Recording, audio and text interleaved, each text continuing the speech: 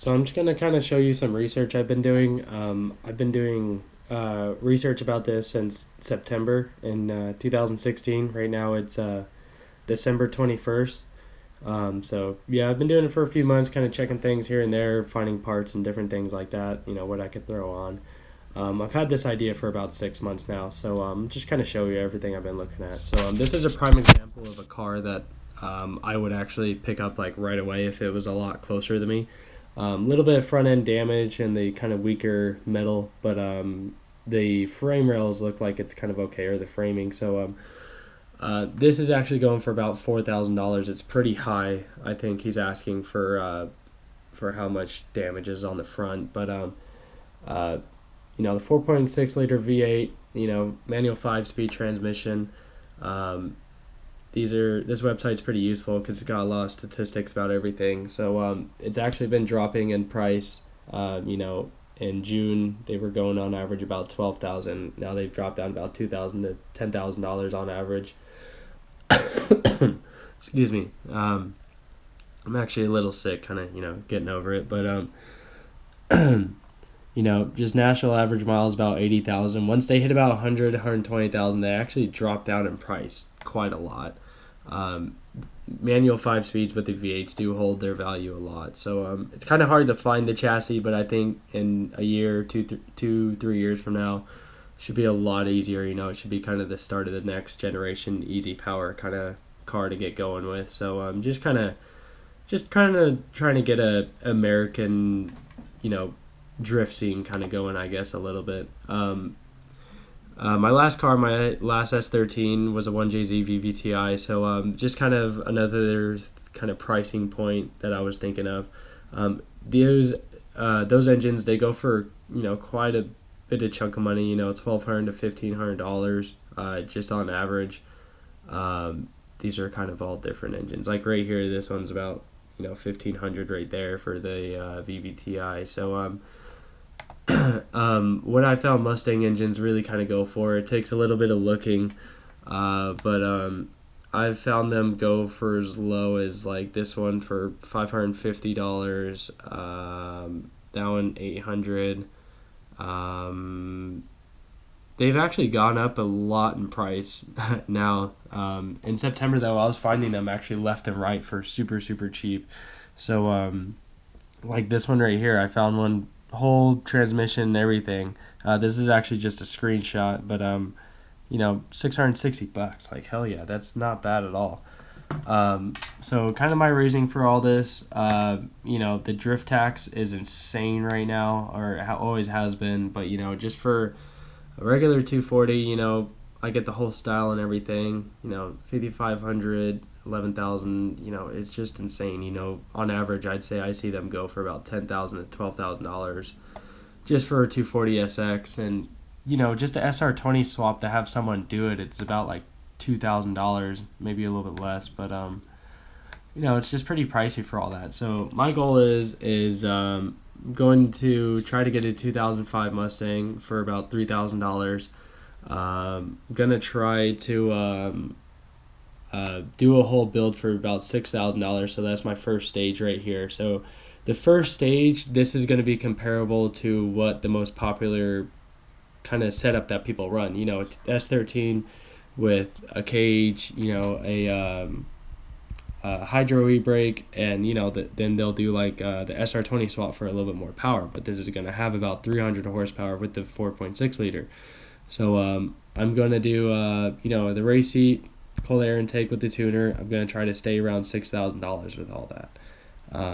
That's the price that just a shitty S13 is, about $6,000. So I'm going to try to have a nice Mustang for about the same price. From there, I'm going to try to do my second stage build, which is going to do coilovers, the panhard bar, full exhaust and everything, angle kit, gauges, all that stuff. Around that should be about $8,000 in the ballpark.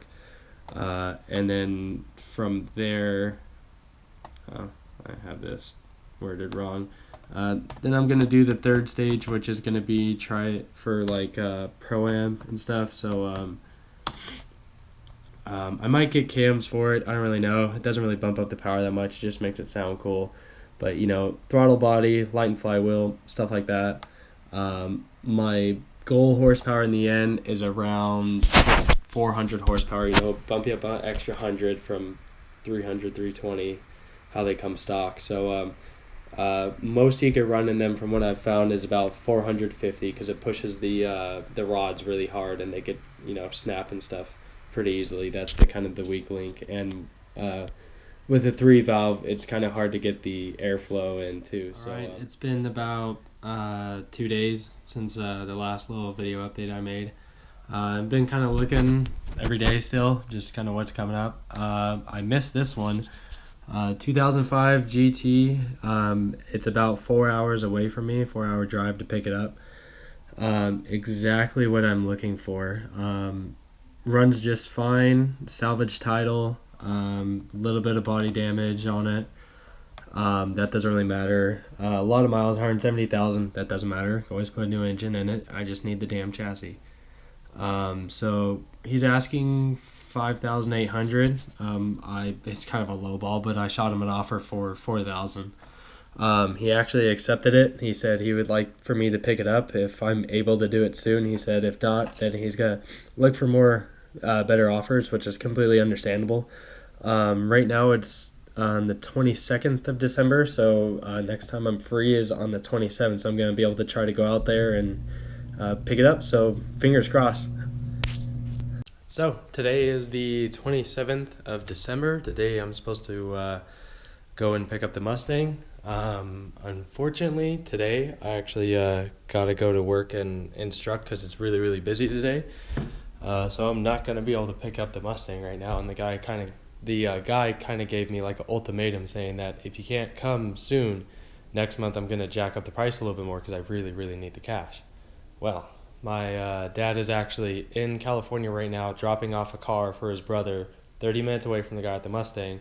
He so happens to have a truck and trailer with him, so he is going to be driving back today with the Mustang on the trailer. Fortunately, super thankful for him, or thankful that he's able to, you know, do that, pick up the car and go through that hassle and everything. So should be here today, be able to check it out. All right, well, here it is in all of its glory. So yeah, my dad was kind enough to throw it on the trailer, bring it down after I paid the guy and everything. So yeah, here it is. I mean, it's got the V8, it's got the manual transmission. It's got the LSD in the back. I mean, it's got the dub wheels. I mean, can't go wrong, right? So yeah, it's $4,000. It drives completely straight, shifts perfectly fine. The motor sounds perfectly fine. Not one leak anywhere. So I'll just start it up, kind of show how it is. So just kind of show you. Squeeze here.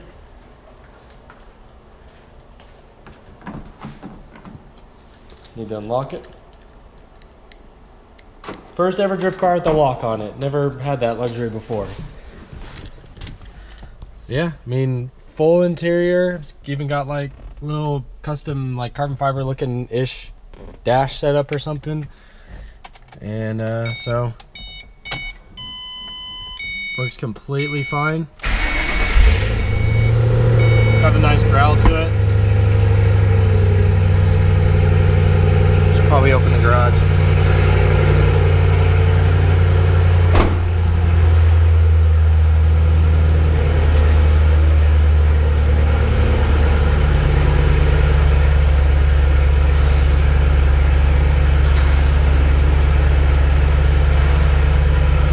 So yeah, I mean, it runs perfectly fine. No noise, no ticking from no valve tick, nothing like that. I mean, couldn't be happier with only $4,000. And so this is the next project now. Gonna get started on everything. So this is the first kind of build video, which just kind of goes over just buying the car. Next plans, just kind of do the very basic stuff that what would be needed in like your regular S chassis drift car. So coilovers, hydro e-brake, welded LSD. I'm gonna change the gearing in the rear diff. Right now it's at 3.7. I'm gonna bump it up to 4.10, so a little more torque, bottom end torque. So yeah, I'm just gonna throw some new wheels on it, and then just do a little bit of messing around, and then cage it and throw some more power in, and yeah, it should be a really fun build. So yeah, so thanks for watching the first blog video, the Outlaw Stang, I think I'm calling it. I don't know, but if you want to see more, you can check out my Instagram.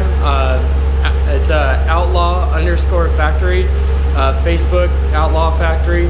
I'll be putting up pictures, videos, you know, inside stuff, whatever.